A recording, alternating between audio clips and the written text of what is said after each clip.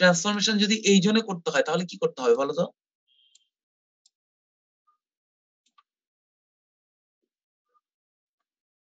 কি করতে হবে সেক্ষেত্রে?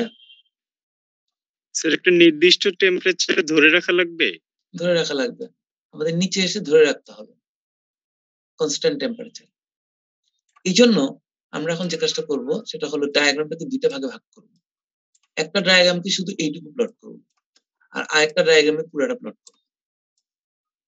এই ডায়াগ্রামটার নাম দিব সিসিটি, কন্টিনিউয়াস কুলিং ট্রান্সফরমেশন, আর এটার নাম হচ্ছে টিটিটি, টাইম টেম্পারেচার ট্রান্সফরমেশন, যদিও এটাকেও বলা হয় isothermal transformation curve. Isothermal transformation curve বা transformation time temperature transformation curve TTT, আর এটা হচ্ছে কন্টিনিউয়াস কুলিং ট্রান্সফরমেশন। সরি উল্টাটা বলছি।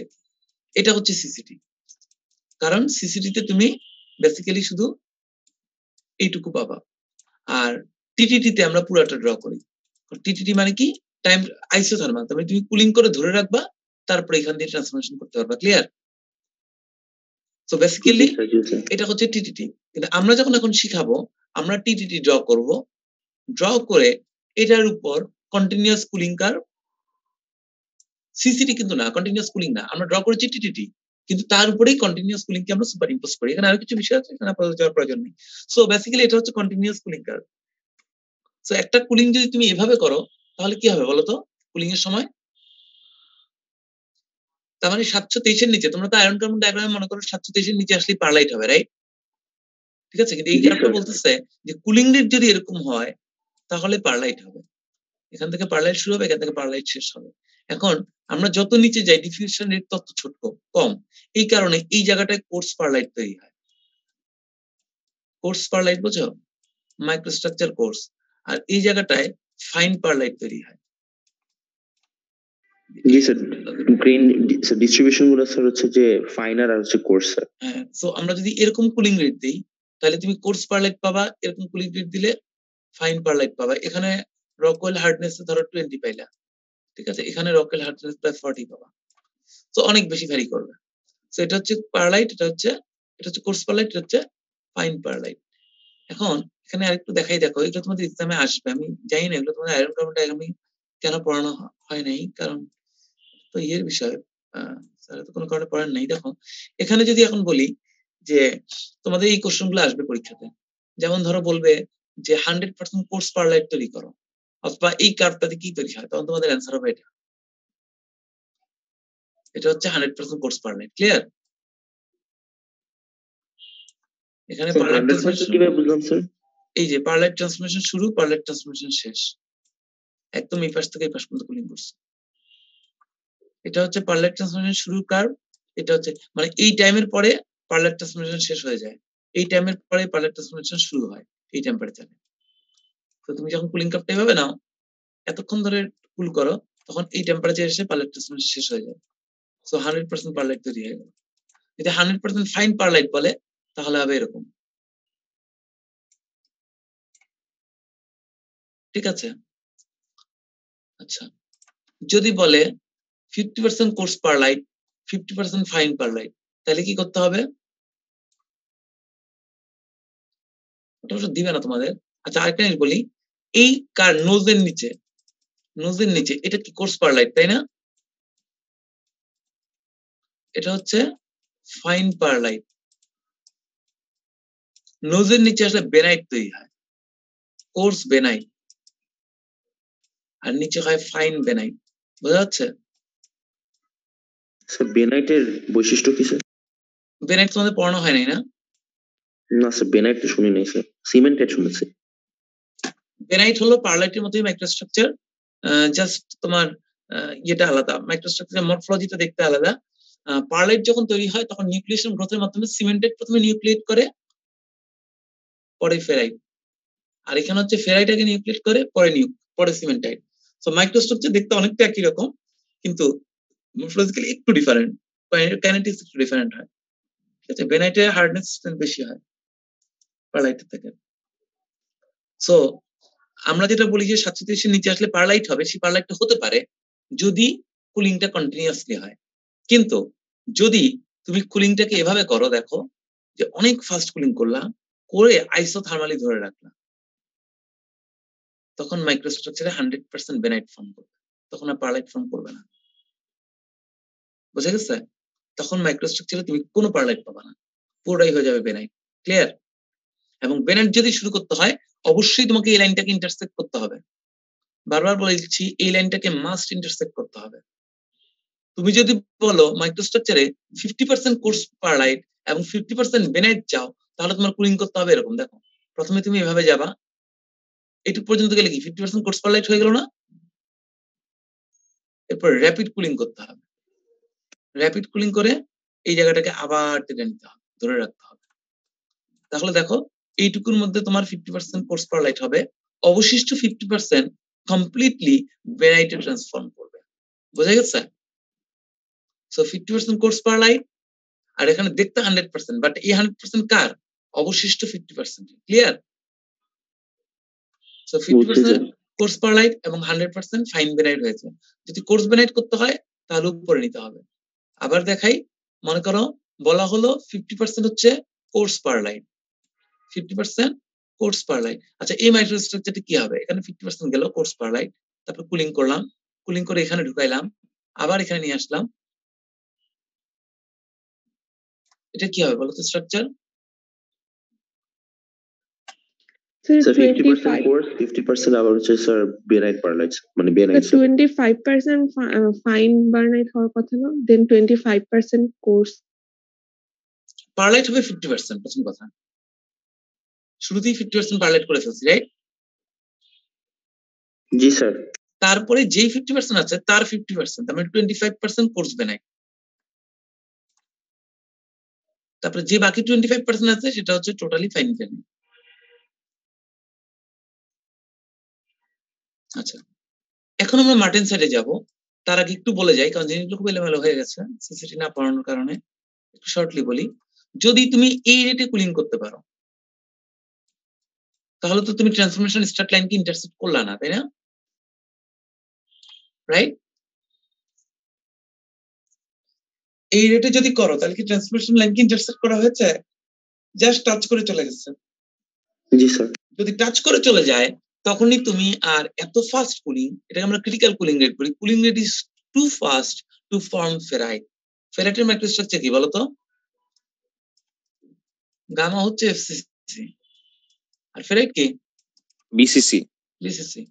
সো তুমি যদি এই রেটের চেয়ে বেশি যে কোনো রেটে কুলিং করো তখন বিসিসি তৈরি হতে পারবে না। তখন বডি সেন্টার কিউবের পরিবর্তে বডি সেন্টার টেট্রাগোনাল মার্টেনসাইট তৈরি হবে। সো আমরা এখানে একটা লাইন দেব, এটাকে আমরা বলবো এমএস। সো যদি বলা হয় মার্টেনসাইট তৈরি করো তাহলে তুমি যে কোনো একটা কার্ভ ড্র করতে পারো, 100% মার্টেনসাইট। আমরা মার্টেনসাইটে যাবো, বাট সিসিটিটা একটু দেখাই দিয়ে গেলাম আগে, এরপর আমরা মার্টেনসাইটের জায়গাটা শুরু করবো। সো যদি বলে 50% এই কার্ভটা কি তৈরি হবে বলো তাহলে দেখি লাস্ট।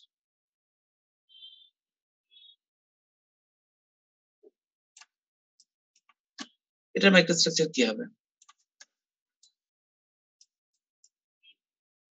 50% পারলাইট, 25% বেনাইট, বাকি 25% মার্টেনসাইট। ক্লিয়ার? দেখো মার্টেনসাইট কিন্তু আয়রন আয়রন কার্বন ডায়াগ্রামে দেখা যায় না। সো এবার আমরা বুঝি না কাজ করে ওয়েট করো।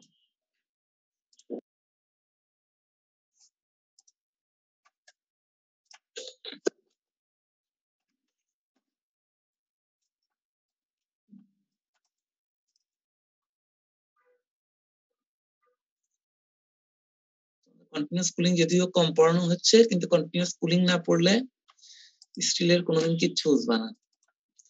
Nothing to understand about steel, nothing. Iron carbon ডায়াগ্রামের কোনো মূল্যই নেই পড়ার ক্ষেত্রে এখন সিসিটি না পড়লে।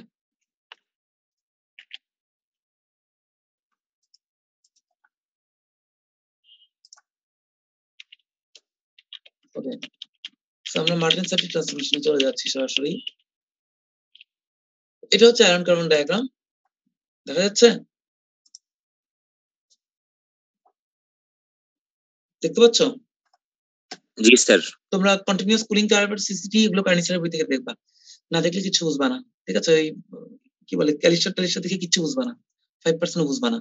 সো যেহেতু ভালো মতো পড়ানো হয় নাই, সো এটা কার্নিসারের বই থেকে পড়বা, ওখানে ডিটেল লিখে দেওয়া আছে, তাহলে ধরতে পারবা তোমরা আসলে কি করছে এগুলা।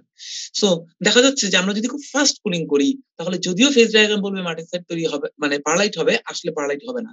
যে স্ট্রাকচারটা হবে সেটা হবে মার্টেনসাইট, সেটা হবে বডি সেন্টার টেট্রাগোনাল। তোমরা জানো ফেরাইট পারলাইট দেখতে কেমন, রাইট? কিন্তু ওই স্ট্রাকচারটা তোমরা আর পাবা না, না পেয়ে তোমরা বরং মাইক্রো স্ট্রাকচারটাকে এরকম দেখতে পাবা। ঠিক আছে, তোমরা মনে হয় আয়রন কার্বন ডায়াগ্রামে দেখে, এই যে ক্লাসে মনে দেখেছিল সাইডের রিং এর মধ্যে এই ধরনের স্ট্রাকচার মনে আছে? তোমাদের মার্টেনসাইট দেখাইছিলাম আমি ক্লাসে। ঠিক আছে, সো যদি লো কার্বন হয় তাহলে ছবিটা এরকম দেখবা, যদি হাই কার্বন হয় তাহলে এরকম দেখবা। লো কার্বনের মধ্যে আমরা লেস টাইপ দেখি, হাই কার্বনের মিডল টাইপ দেখি। এটা হার্ডনেস অনেক বেশি, এটা হার্ডনেস কম্পারেটিভলি একটু কম। বোঝা যাচ্ছে? সেটা হচ্ছে মার্টেনসাইটিক স্ট্রাকচার। সো যখন তুমি খুব ফাস্ট কুলিং করবা উইথ ক্রিটিক্যাল রেট কুলিং, তখন তুমি কোনো পারলাইট দেখতে পাবা না। যেটা তৈরি হবে সেটা সম্পূর্ণই হবে মার্টেনসাইটিক স্ট্রাকচার। আমরা যদি একটু সিসিটি তে চলে যাই, তাহলে দেখো এটা হচ্ছে continuous cooling curve. Continuous cooling curve, এটা হচ্ছে পারলাইট শুরু, পারলাইট শেষ। এখানে কি ফেরাইট সিমেন্টাইট আছে? প্রোইউটেটেড ফেরাইট, প্রোইউটেটেড সিমেন্টাইট আছে এখানে? না স্যার, এখানে থাকার কথা না। তার মানে এটা 0.87% কার্বনের জন্য। যদি লেস দেন 0.87 কার্বন হয়, তাহলে এই লাল কার্ভটার উপর দিয়ে আরেকটা ছোট্ট কার্ভ বসবে, ওটা ইন্ডিকেট করবে ফেরাইট ট্রান্সফরমেশন শুরু, প্রোইউটেড ফেরাইট ট্রান্সফরমেশন শেষ, অথবা সিমেন্টেড ট্রান্সফরমেশন শুরু, প্রোইউটেড সিমেন্টেড ট্রান্সফরমেশন শেষ। বাকি কার্ভ একই রকম থাকবে। ক্লিয়ার? 0.87 এর লো কার্বনের জন্য সিসিটি কার্ভের এখানে একটা ছোট্ট রিজিয়ন আসবে, যেটা প্রোইউটেড ফেরাইটের জন্য। আর হাইপার কার্বনের জন্য এখানে প্রোইউটেড সিমেন্টের জন্য একটা রিজিয়ন আসবে। বাট আমরা আপাতত ইউটেক্টয়েড নিয়ে আলোচনা করছি বোঝার সুবিধার্থে। সো এটা হচ্ছে পারলাইট শুরু, পারলাইট শেষ, বেনাইট শুরু, বেনাইট শেষ। ঠিক আছে, এটা হচ্ছে মার্টেনসাইটের স্টার্ট। টেম্পারেচার যত কমাবা তত মার্টেনসাইট ট্রান্সফরমেশন, আচ্ছা তোমার কার্নিসারের বইতে দেখবা মার্টেনসাইটের 10টা ক্যারেক্টারিস্টিক্স দেওয়া আছে, ওই 10টা একটু ভালো মতো পড়বা। ঠিক আছে, আগে আমি পড়ানোর চিন্তা করিনি, কিন্তু তোমরা যেহেতু আসলে ডিজিটাল মেকানিজম শেখো না অনেক কিছু, সো ওগুলো তোমাদের দেখা দরকার আছে। সো মার্টেনসাইট ট্রান্সফরমেশন তুমি এখান থেকে শুরু করবা। মার্টেনসাইট ট্রান্সফরমেশন হচ্ছে একটা diffusion less transformation. Pearlite transformation কি ডিফিউশন লেস না diffusion based? Diffusion based. Diffusion based. আর মার্টেনসাইট হচ্ছে ডিফিউশন লেস। আইসোথার্মাল ট্রান্সফরমেশন মানে কি? টেম্পারেচারে ধরে রাখলে ট্রান্সফরমেশন চলতে থাকে, তাই না? আর মার্টেনসাইট ট্রান্সফরমেশন হচ্ছে অ্যাথার্মাল ট্রান্সফরমেশন। তার মানে তুমি যদি এই টেম্পারেচারে নামায় ধরে রাখো, সে 50% মার্টেনসাইট হয়ে আজীবন বসে থাকবে। তুমি যদি আরেকটু নামাও তাহলে 51% হবে। এই পর্যন্ত আসলে 90% হবে। This is athermal, this is not a function of time. যদিও সামান্য একটু টাইম লাগে, but it is independent. Time একটু লাগে, কিন্তু ধরে রাখলেও ট্রান্সফরমেশন আর হবে না, because this is diffusion less temperature. This is only a function of temperature. Just যত কুল করবা মার্টেনসাইট ট্রান্সফরমেশন তত বাড়বে। সো তুমি এখানে যদি ক্রিটিক্যাল কুলিং রেটটা দেখো, এগুলো অলরেডি দেখানো হয়েছে। এই কার্ভটা তোমার একটা বিচিত্র একটা কার্ভ, এটা ক্যালিস্টার শো করেছে, বাট এটা পসিবল না, কারণ টাইম নেগেটিভে যেতে পারে না। সো এটা ক্রিটিক্যাল কুলিং রেটে তুমি যদি কুল করো, এটা হচ্ছে ক্রিটিক্যাল কুলিং রেট। দেখো লালটা ক্রিটিক্যাল কুলিং রেট। এর চেয়ে ফাস্ট রেটে কুলিং করে তুমি যদি নিচে নামায় আনো 100% মার্টেনসাইট হবে। ঠিক আছে, আর এটা কি লেখছে? 50% পারলাইট, 50% বেনাইট। আচ্ছা, এই যে 50% পারলাইট ওরা নামাইতে পারে নাই বলে নিজে নিয়ে গেছে, আবার বাইরে থেকে আনছে। 50% বেনাইট, এটা হচ্ছে 100% বেনাইট। ক্রিটিক্যাল কুলিং রেটের চেয়ে বেশি রেটে কুলিং করলেই তুমি শুধুমাত্র মার্টেনসাইট খুঁজে পাবা। এই পর্যন্ত কারো কোনো কোয়ারি আছে?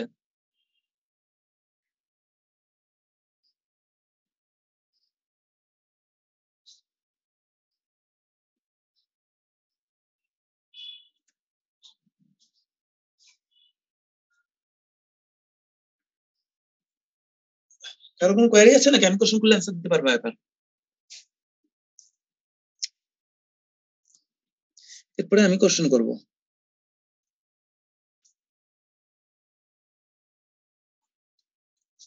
ক্রিটিক্যাল কুলিং রেটের কনসেপ্ট তো ক্লিয়ার, রাইট?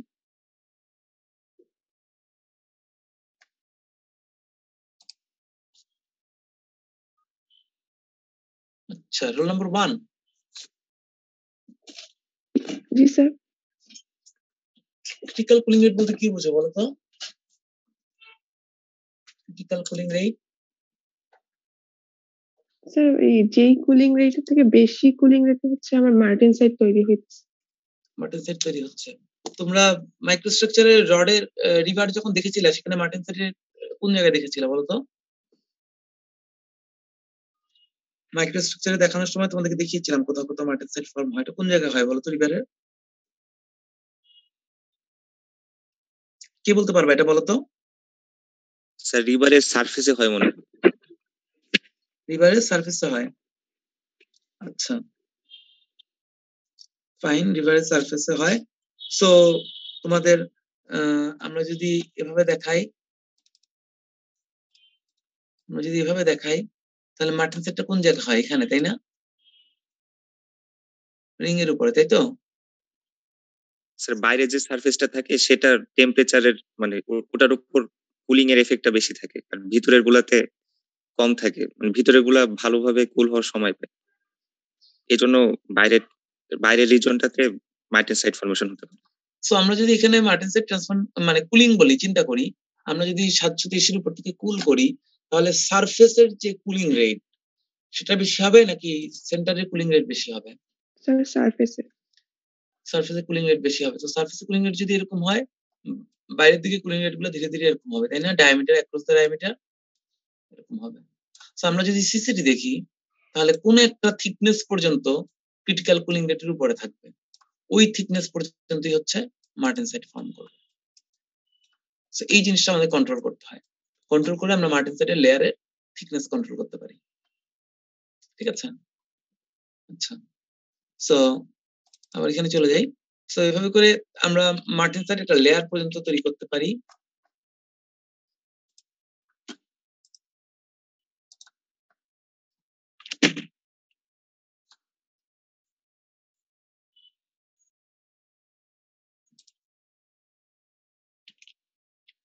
আচ্ছা, এখানে একটা জিনিস মনে রাখবা যে বইতে অনেক সময় লেখে, এই জন্য দেখাচ্ছি এটা। সেটা হলো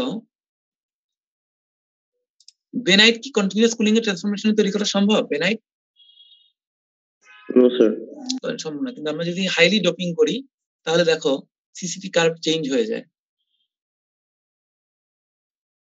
সিসিটি কার্ভ চেঞ্জ হয়ে যায়। এখানে দেখো কার্ভের প্রতি আরেকটা এক্সট্রা কার্ভ দেওয়া হয়েছে। এটা হাইপোইডেক্টরের জন্য অসনাইট প্লাস ফেরাইট, তারপর হচ্ছে ফেরাইট প্লাস পারলাইট। এই যে এই রিজনের আগে আরেকটা অংশ অ্যাড হয়েছে, কারণ এটা হাইপোর জন্য, সেজন্য। আপনার স্ক্রিনটা মেবি দেখা যাচ্ছে না।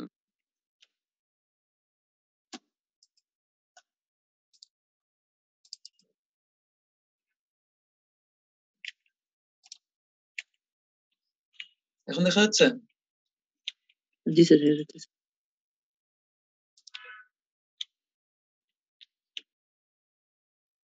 এই যে দেখো অসনাইট পারলাইটের যে রিজনটা ছিল তার আগে একটা এক্সট্রা অ্যাড হয়েছে, এটা হাইপোর জন্য, যেহেতু টেম্পারেচার কুলিং এর সময় শুরুতে ফেরাইট হয়, তারপরে ফেরাইট প্লাস পারলাইট। এখানে দেখো বেনাইটের জায়গাটা বাম দিকে চলে আসছে, দেখছো? এমন ভাবে অ্যালোয়িং করা হয়েছে যে ট্রান্সফরমেশন চেঞ্জ হয়ে গেছে, মেকানিজম কাইনেটিক্স। এখন লোড আরো ফাস্টার টাইমে বেনাইট ট্রান্সফরমেশন শুরু হয়। যদি তুমি এভাবে কাট করতে পারো তাহলে কিন্তু কন্টিনিউয়াস কুলিং ও বেনাইট তৈরি করা সম্ভব, যদি এভাবে অ্যালোয়িং করা হয়। এই ধরনের অ্যালোয়িং এর ক্ষেত্রে তোমার মার্টেনসাইট বানানো আরো কঠিন, মানে আগে কন্টিনিউয়াস কুলিং রেট ছিল এখানে, এখন ক্রিটিক্যাল কুলিং রেট চলে আসছে এখানে। আগে ছিল ব্লুটা ক্রিটিক্যাল কুলিং রেট, এখন ক্রিটিক্যাল কুলিং রেট হয়ে যাবে রেড। তাহলে মার্টেনসাইট বানানো কঠিন হয়ে যাবে আরো, কিন্তু তোমার কন্টিনিউয়াস কুলিং এ এখন তুমি বেনাইট বানাতে পারবা। তো মোটামুটি বুঝতেছো পারলাইট কখন মার্টেনসাইট তৈরি হয়? মার্টেনসাইট জিনিসটা কি? মার্টেনসাইট জিনিসটা হচ্ছে বডি সেন্টার টেট্রাগোনাল। আমাদের নরমাল বডি সেন্টার কিউব হচ্ছে ফেরাইট, আর বডি সেন্টার টেট্রাগোনালটা হচ্ছে মার্টেনসাইট। তুমি যদি ঠিক মতো টাইম না দাও, ঠিক মতো টাইম না দিলে বডি সেন্টার টেট্রাগোনাল স্ট্রাকচারটা তৈরি হবে। ঠিক আছে, বডি সেন্টার টেট্রাগোনাল স্ট্রাকচারটা তৈরি হবে। এবং সি বাই এ রেশিও প্রায় 1.4 এর মতো। আমরা যদি মার্টেনসাইট কিভাবে তৈরি হয়, বেসিক্যালি এফসিসি স্ট্রাকচার, এটাকে ডিস্টর্টেড বলে। এখানে দেখছো কার্বন দেখানো হচ্ছে, দেখছো কার্বন কিভাবে তৈরি হয়? দেখো এটা হচ্ছে এফসিসি স্ট্রাকচার। এফসিসি থেকে নরমালি কি হওয়ার কথা? এফসিসি থেকে তো নরমালি এভাবে রেড হিসেবে একটা বিসিসি বের হয়ে আসার কথা, তাই না? এফসিসি থেকে যখন এভাবে বিসিসি বের হয়ে আসার কথা, তখন যেটা হয় বেসিক্যালি সে সাফিসিয়েন্ট সময় টাইম যদি না পায়, তখন সে বিসিসি হিসেবে ঠিক বের হয়ে আসতে পারে না, তখনই সে ডিস্টর্টেড হয়ে যায়। ডিস্টর্টেড হয়ে গিয়ে এই যে C/A একটা রেশিও প্রায় 1.4 এর মতো চলে আসে। এবং একটা বেইন ডিস্টরশন মেকানিজম আছে, মেকানিজমে বলা হয় যে একটা অ্যাক্সিস বরাবর সে ধরো কম্প্রেশন হলো, বাকি দুই অ্যাক্সিসে তার টেনশন কাজ করে। একটা অ্যাক্সিস যদি কম্প্রেস করে কিউবকে, বেসিক্যালি সে জেডকে যদি ছোট করে দাও XY বড় হয়ে যাবে, জেডকে বড় করে দিলে XY ছোট হয়ে যাবে। সো স্বাভাবিকভাবে যেহেতু ভলিউম কনস্ট্যান্ট, সো এই ধরনের ডিফরমেশনের মাধ্যমে বলা হয় যে মেকানিজম যে বিসিসির পরিবর্তে বডি সেন্টার টেট্রাগোনাল স্ট্রাকচার তৈরি হয়। আলফা আয়রনের থেকে মার্টেনসেট থেকে বেইন ডিস্টরশন মেকানিজম বলে। এখানে ভলিউম এক্সপানশন অনেক বেশি হয়, কিন্তু এই মেকানিজমটা পুরোপুরি ঠিক না। কারণ মার্টেনসেট যখন তৈরি হয় একটা মাদার ল্যাটিস থেকে, যেটা হলো অস্টেনাইট, সেই অস্টেনাইট থেকে যখন মার্টেনসাইট হয়, এটা একটা ডিস্টর্টেড স্ট্রাকচার। এটার প্লেন গুলা কিন্তু কিউবের মতো ফ্ল্যাট থাকবে না, একটু ডিস্টর্টেড হয়ে যাবে। এখন বেইন যে কথাটা বলে, বেইনের কথা অনুযায়ী এটা পুরোপুরি মিলে না, কারণ মার্টেনসাইটের একটা মাত্র প্লেন থাকে। এই যে 6টা প্লেন আছে, এর মধ্যে একটা প্লেন মানে উপরের নিচে দুইটা প্লেন, টপ এবং বটম বা রাইট সাইড লেফট সাইড, দুইটা সাইড অন্তত থাকবে, মানে প্যারালাল দুইটা সাইড অন্তত থাকতে হবে, যার ওরিয়েন্টেশন হতে হবে অরিজিনাল অস্টেনাইটের ওরিয়েন্টেশনের সাথে মিলে যেতে হবে। এটা বেইন ডিস্টরশন এক্সপ্লেইন করতে পারে না। সো বেইন ডিস্টরশন শুধু বলে কিভাবে বডি সেন্টার টেট্রাগোনাল হয়। এই কারণে মার্টেনসেট ট্রান্সফরমেশনের মেকানিজমে বলা হয় প্রথমে বেইন ডিস্টরশন হয়, তারপরে তুমি এটাকে শিয়ার করা হয়, মানে উপরে আর নিচে দুদিকে দুইটা শিয়ার ফোর্স যদি দাও, তাহলে প্লেন গুলো সব ডিস্টর্টেড হয়ে যায়। এটা হচ্ছে সেকেন্ড স্টেপ। থার্ড স্টেপ হচ্ছে এই ইউনিট সেলটাকে রোটেট করে, রোটেট করে ওয়ান অফ দা আনডিস্টর্টেড প্লেনকে সে তার অরিজিনাল যে অস্টেনাইট ছিল সেই প্লেনের ওরিয়েন্টেশনে নিয়ে যায়। তো তখনই আমরা দেখতে পাই যে C/A সমৃদ্ধ একটা বিসিটি স্ট্রাকচার তৈরি হচ্ছে, যার একটা প্লেন, এটাকে আমরা হ্যাবিট প্লেন বলি, অস্টেনাইটের অরিজিনাল প্লেনের সাথে কনসাইড করে গেছে।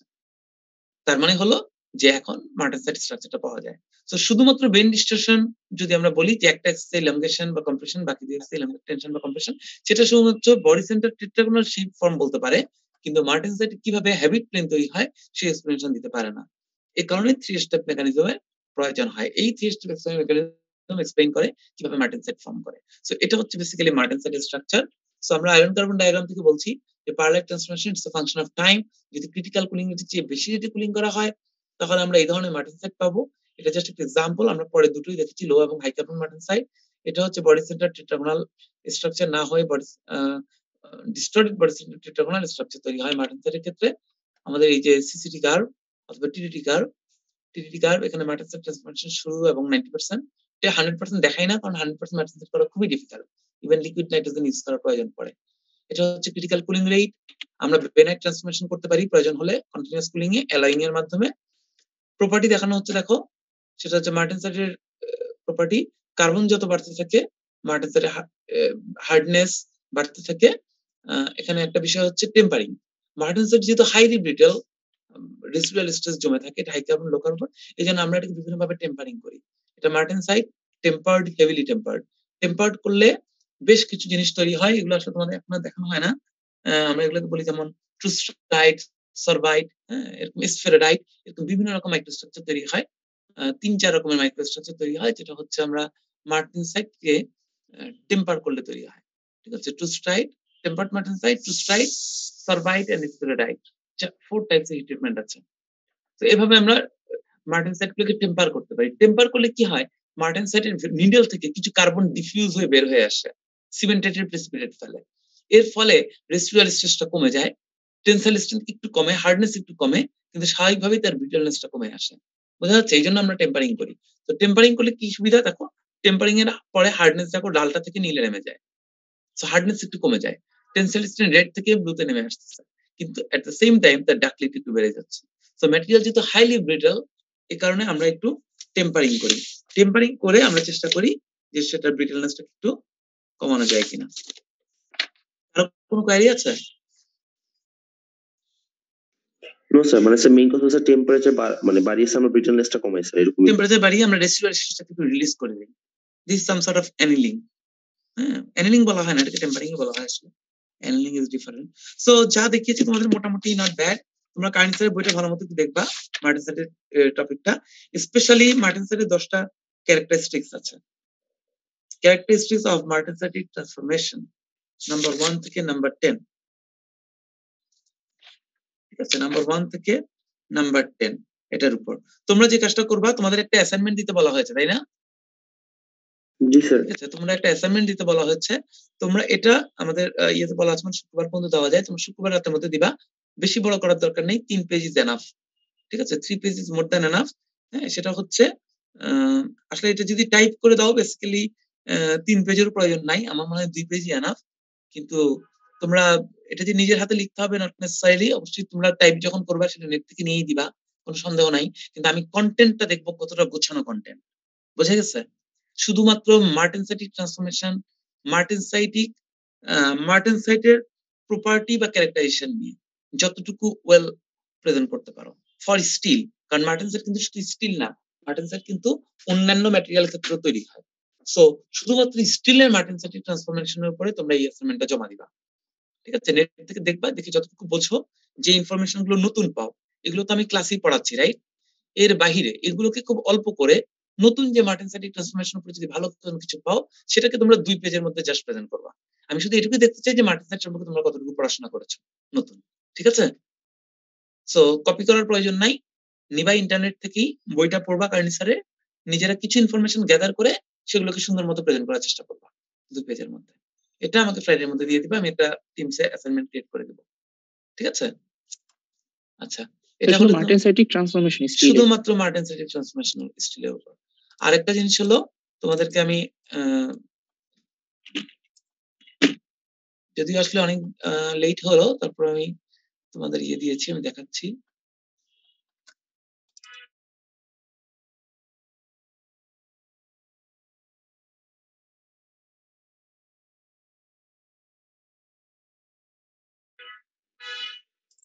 ঠিক আছে, চেক করলেই পাবা। তোমাদের সেশনালের ক্ষেত্রে আমি শুধু স্কেচ করে 2টা ইয়ে জমা দিতে বলছি, এই যে জাস্ট একই ভাবে দিছি, দেখো, ঠিক আছে? ছোট্ট 2টা এক্সপেরিমেন্ট, কোনো বড় করার দরকার নেই, রিপোর্ট যত শর্টলি দেওয়া যায় অসুবিধা নেই। এখানে মেইনলি এখানে যে ডাটা শিটে যে ইয়েটা রাখা হয়েছে সেটা তোমরা জাস্ট ইয়েতে নিয়ে আসবা, রিপোর্টটাতে, ঠিক আছে? একটা দিয়েছি স্টিলের জন্য, পুরো স্টিল, 3টার জন্য একটা রিপোর্টই, সেটা হচ্ছে হাইপো, ইউটেক্টর এবং হাইপারটেক্টর, 3টা একটাতেই, জাস্ট 3টা স্কেচ করে দাও, তাহলে হবে। তোমরা দেখে স্কেচ করার চেষ্টা করবে। একটা হচ্ছে হাইপো ইউটেক্টর দেখতে কেমন হয়, এটা হচ্ছে ফেরাইট পারলাইট, এটা হয়ে যাবে ফুল পারলাইট, আর এটা হয়ে যাবে পারলাইট এবং সিমেন্টাইট, এটা একটা। হ্যাঁ, আরেকটা হলো তোমাদের নাম্বার 3 হচ্ছে কাস্ট আয়রনের জন্য, যেটা একদম সিমিলার টাইপের। এখানেও হলো তোমাদের জাস্ট 4টা, একটা হচ্ছে হোয়াইট কাস্ট আয়রন, একটা গ্রে কাস্ট আয়রন, একটা নডিউলার, একটা হচ্ছে ম্যালিয়েবল। আমি স্টার দিয়ে দিয়েছি ফেরিটিক ম্যাট্রিক্স এর জন্য। সো এটা হচ্ছে এটা আসলে ভুল হচ্ছে, এটা ফেরিটিক ম্যাট্রিক্স হবে না, এটা তো জাস্ট পারলাইট এবং সিমেন্টাইট। এটা হচ্ছে ফেরাইটের মধ্যে গ্রে ফ্লেক থাকবে, এটার মধ্যে ফেরাইটের মধ্যে স্ফেরয়েড থাকবে, এটার মধ্যে ফেরাইটের মধ্যে টেম্পার কার্বন গুলো থাকবে, ঠিক আছে? সো মেইনলি 4টা ছবি ড্র করবা শুধু রিপোর্টে, আর ছোট কয়েকটা কোশ্চেন করেছি। হ্যাঁ, জাস্ট তুমি একটাই রিপোর্ট, যেহেতু ওখানে শর্টলি বলবা কম্পোজিশন অনুযায়ী কোনটা হোয়াইট, কোনটা গ্রে, কোনটা নডিউলার, কোনটা ম্যালিয়েবল, স্কেচ গুলো করবা। ডেভেলপমেন্টটা শর্টলি বলবা, ডেভেলপমেন্টটা তো একই কথাই, যে যদি ফাস্ট কুলিং হয় তাহলে হচ্ছে white cast iron, slow cooling করে সিলিকন দিলে গ্রে হবে, যদি সিরিয়াম ম্যাগনেসিয়াম দাও নডিউলার হবে, আর যদি হোয়াইট কাস্ট আয়রনকে একটা সার্টেন টেম্পারেচার 800 উপর ধরে রাখো তাহলে ম্যালিয়েবল হয়ে যাবে। আর এক্সপেক্টেড প্রপার্টিটা কি, সেটা হচ্ছে হোয়াইট কাস্ট আয়রন যেমন হার্ড এন্ড ব্রিটেল হয়, গ্রে কাস্ট আয়রনের টেনসাইল স্ট্রেংথ কম থাকে, যেহেতু তার টিপ গুলো শার্প থাকে গ্রে ফ্লেকের, কিন্তু ড্যাম্পিং প্রপার্টি ভালো। এরপর নডিউলার হয়ে গেলে তাদের টাফনেস বেড়ে যায়, নডিউলার প্রায় স্টিলের কাছাকাছি। আর যদি কেউ কোনো রকম অ্যানোমালি অবজার্ভ করে থাকে সেটা দিবা। So report is very easy, straight forward, দুটো রিপোর্টই, একটা স্টিল একটা কাস্ট আয়রন, দুটোর ক্ষেত্রে জাস্ট ছবিগুলো স্কেচ করবা, করে তোমরা ইয়ে করে দিবা। এটা মোটামুটি যদি এগুলো একটু দেখো তাহলে তোমাদের আমার মনে হয় বুঝতে আর সমস্যা থাকবে না। স্যার আমাদের আজকে একটা ল্যাব কুইজ হওয়ার কথা, সেখানে কি আমাদের আজকে যেগুলো পড়ানো হলো মার্টিন সাইট, বেনাইট, এগুলো থাকবে? না না না, সেগুলো থাকবে না, সেগুলো থাকবে না।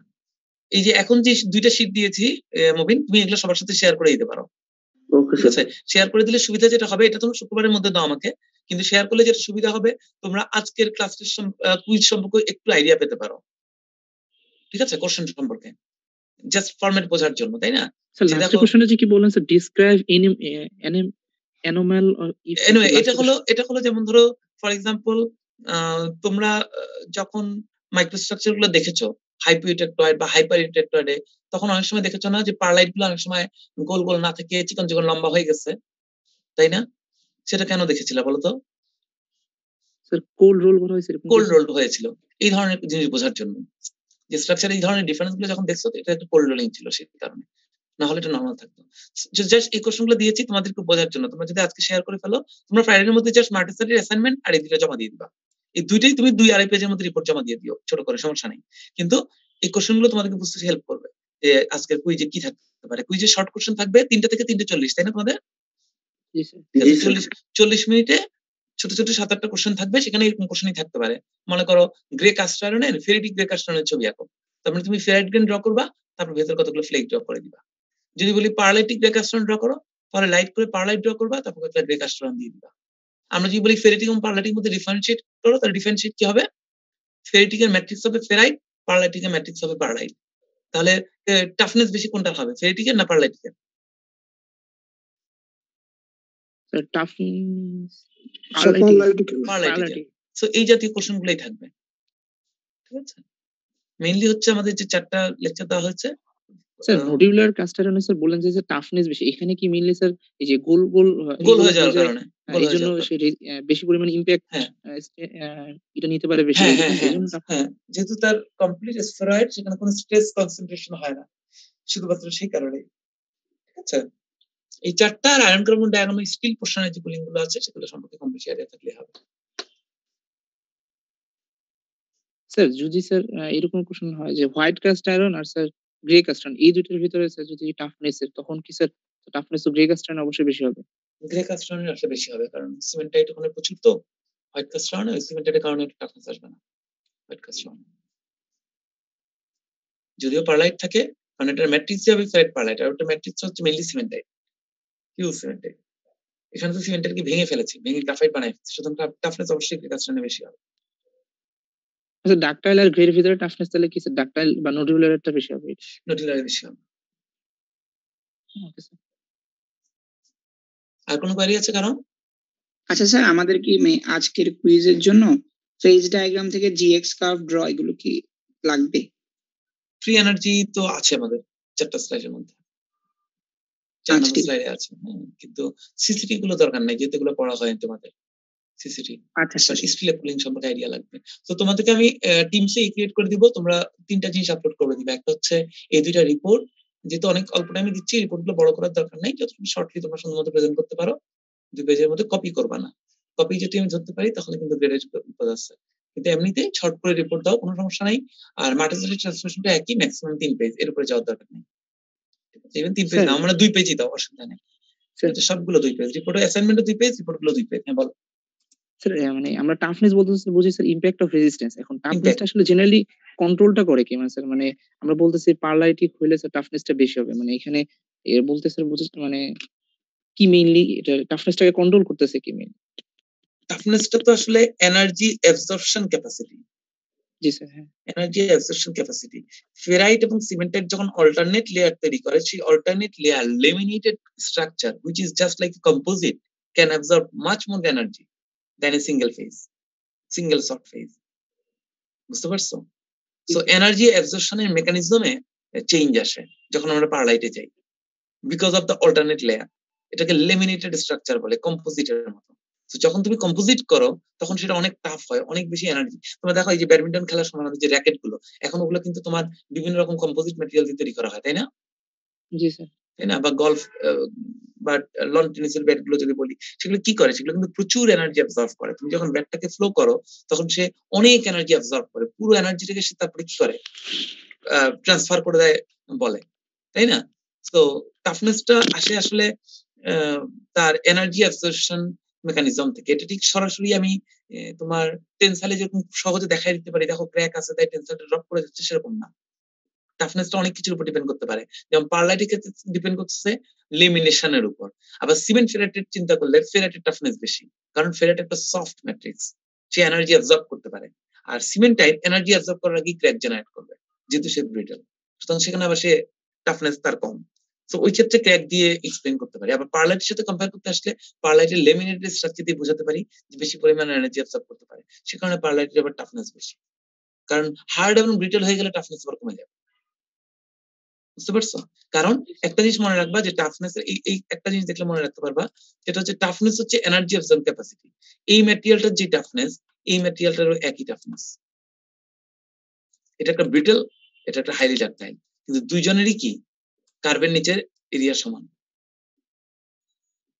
বুঝতে পারো? তো দুইজনের কিন্তু টাফনেস সেম, এরকম আর কি। স্যার সিলিকনের পরিমাণ কি কোনো টাফনেস এ ইমপ্যাক্ট ফেলতে পারে? হ্যাঁ পারে, সিলিকন পরিমাণ টাফনেস তৈরি করতে পারে।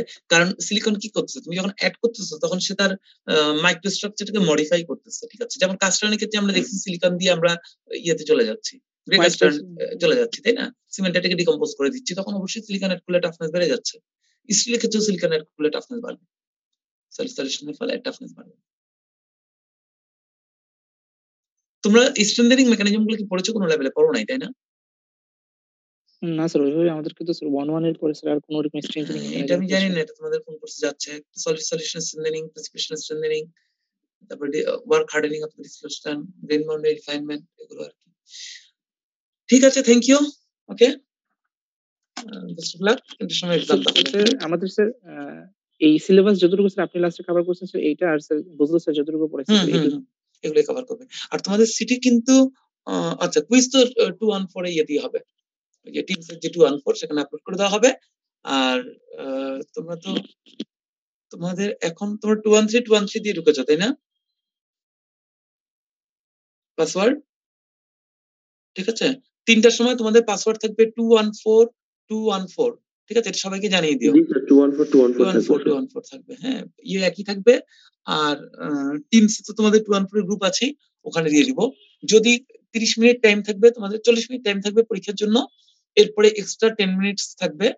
হ্যাঁ আমিও তো 20 মিনিট রাখবো, কিন্তু 10 মিনিটের পরে গেলে আমি লেট ধরবো। 20 মিনিট রাখবো, জাস্ট কোনো প্রবলেম হলে যেন আপলোড করতে পারো। 10 মিনিট পর্যন্ত এক্সট্রা টাইম থাকবে, মানে 50 মিনিট পর্যন্ত। হ্যাঁ এখনই বলে দিচ্ছি। আর হচ্ছে যদি ইমার্জেন্সি কারণে কোনো কারণে কেউ কিছু করতে না পারো, তাহলে তোমরা সেটাই করে দিবা, পরবর্তীতে ইমেল করে দিবা। আরেকটা জিনিস হচ্ছে তোমাদের ফাইলের নামটা, ফাইলের নেম তোমরা শুধুমাত্র রোল নাম্বার দিয়ে করবা, আর কিছু দেওয়ার দরকার নেই, বোঝা গেছে?